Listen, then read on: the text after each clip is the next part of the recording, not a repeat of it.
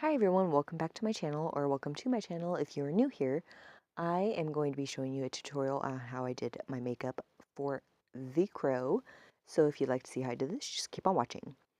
So first I am just starting with pulling my hair back with a headband, and I had a few people on TikTok ask me what that was on my forehead, and that is a mole. His name is Joel.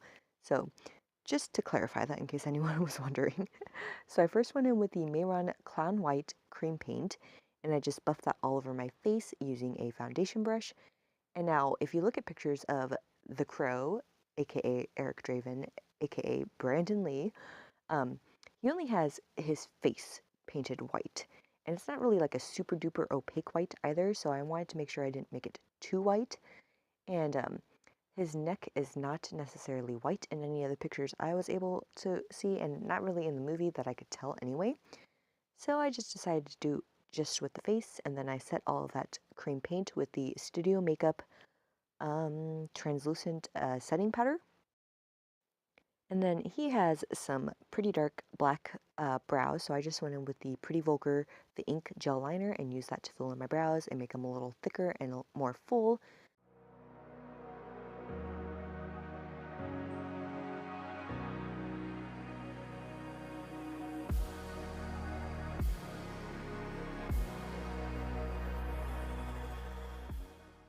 Then I went in with the Coastal Scents 123 palette, and I took a dark gray shade from there, and I started to use that in my crease and brought it pretty far up to my eyebrow, because if you look at reference pictures, his makeup really does go up all the way to the eyebrow for the most part.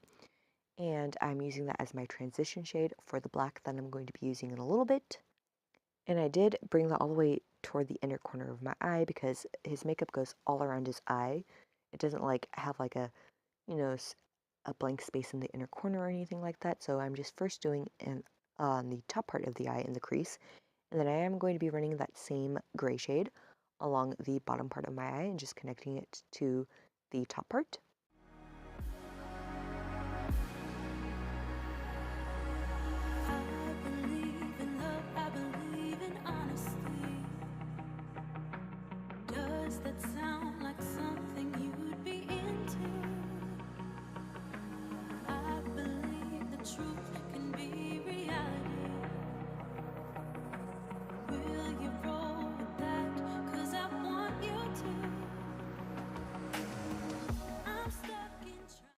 And then there are two blacks in that palette, and one is a lot darker than the other. So first I started off with the lighter black shade, and I started to run that into my crease as well.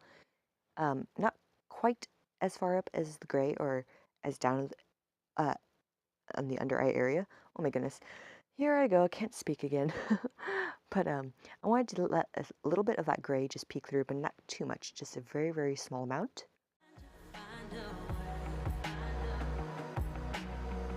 To make it easier to say that there's just one thing on my mind, and I think it's time for you to realize. And then taking the darker black out of that same palette, I am just running that all over my lid and bringing it up to where it meets with the crease colors, and then I do go in with a brush and kind of blend it together so it's not quite such a harsh line, but I didn't go too overboard on the blending because his makeup is, it's not perfectly exact. There's like it's supposed to look like, somebody did it to themselves who wasn't necessarily a professional, but then still look on a scale of professional. Am I making sense? I do not know.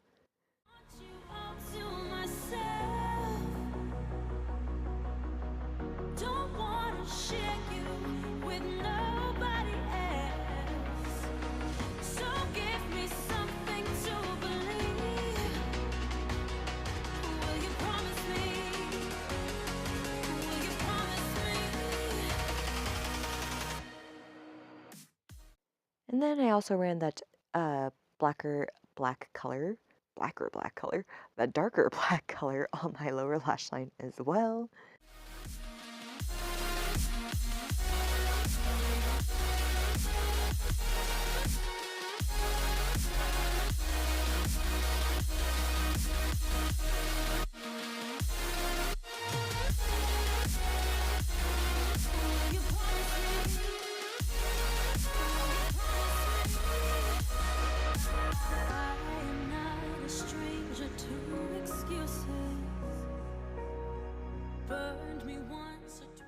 And now taking that lighter black shade, I am just kind of mapping out where the lines above and below the eyes are. I wanted to make sure that they were pretty center and then that they were about the same height and then the same length going downward as well. I expect them. I just want to know what your truth is. Will you be the one to break me out of this? Then I went in with the darkest black shade in that palette and only really focused this from about midway and then down because it does kind of fade from like the darkest black to like a lighter black. So I wanted to make sure that I did the same thing for my look as well. And then I do go back in with that, was it the darkest black shade? No, it was the lighter black shade. And I do end up making just at the very base of the lines, the slightest extensions outward to give it a slight triangle appearance because his makeup, it's not super triangular, but it does kind of go out toward a triangular shape when it meets the shadows. So I wanted to make sure I gave a hint of that because it's very subtle in his makeup, and I wanted to make it very subtle in mine as well. And then just taking that darkest black shade, I'm really intensifying the ends of those lines and bringing it into the darkest part of my shadow. Then I went in with the Be Bella Cosmetics contour palette, and I'm using one of the contour shades, obviously, and the Luxie small contouring brush. And I'm really making sure I accentuate my cheekbones, and then I also want to bring it down toward my chin because he has a really defined face. So he has a lot of natural shadow as it is, and then also like with a little bit of contour added on. So I needed to kind of fake that I had a really prominent cheekbones that went all the way down toward my chin. And then I made sure to contour my jawline, and I did put a little under my lower lip as well. And then I went in with that gray shade I used for my transition shade. Actually, no, I went in with a slightly lighter gray shade from that same palette. And I started to contour the sides of my nose, and I also made sure to contour around my nostrils because he has really prominent nostrils in the movie.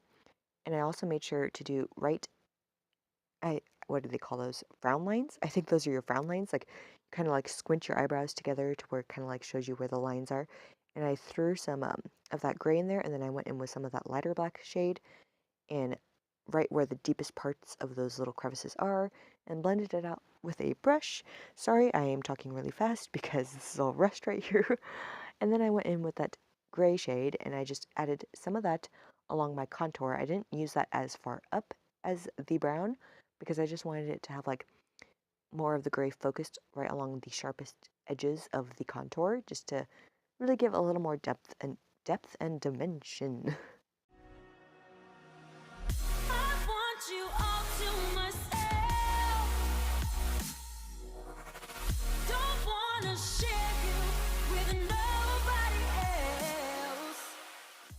And I guess here is where I actually did around the nostrils because he has really like pronounced pointed in nostrils like with his makeup anyway. And so I wanted to make sure I really paid homage to how his makeup was in the movie.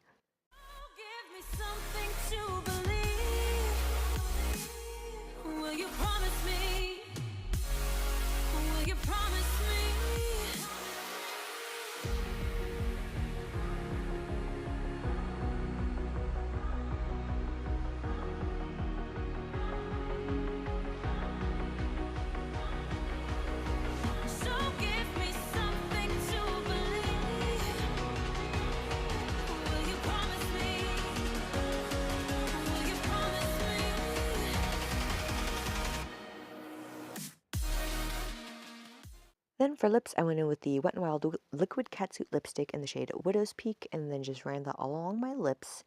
And then I am going to be going in with the lighter of the black shadows. And what I'm going to be doing is at the corners of my mouth, I'm going to just extend my lips. You'll see here in a second. Let me just pause my talking.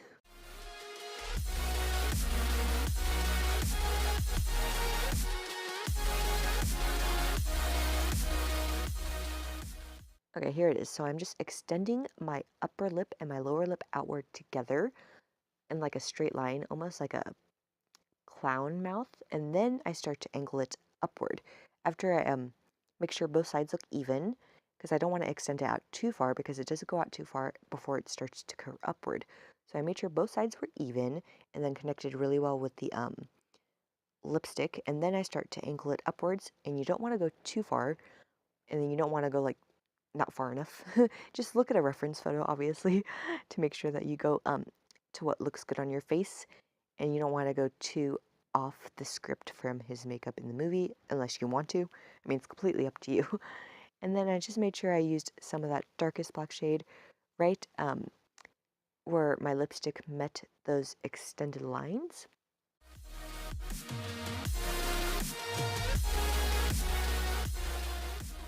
And I didn't have a proper wig to actually go with this look, so I just ran some product through my hair and kind of slicked it back.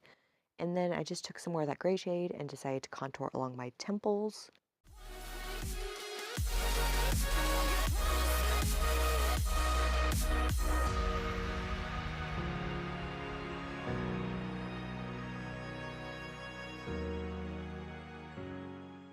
And that completes this look. If you like this video, please give it a thumbs up, subscribe if you aren't already, and I'll see you in my next one.